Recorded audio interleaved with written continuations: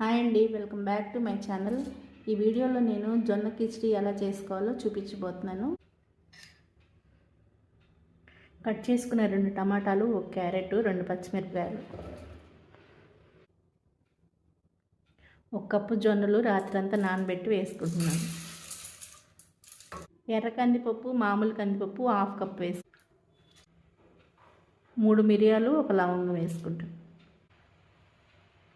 2 cup water వేసుకుంటున్నాను. మూత పెట్టుకొని స్టవ్ మీద పెట్టి 8 విజిల్స్ రానివ్వాలి. కిచిడి కోసం తాలింపు చేసుకుంటున్నాను. తాలింపు గింజలు, ఎండుమిర్చి వేసుకొని తాలింపు వేసుకోవాలి. కుక్కర్ విజిల్ అంతా పోయిన తర్వాత తీసి మెదుపుకోవాలి బాగా.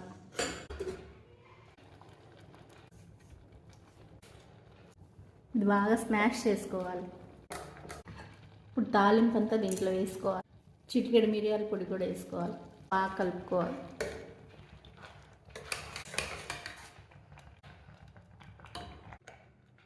తినే ముందు నిమ్మకాయ రసం పిండుకొని తింటే చాలా బాగుంటుంది.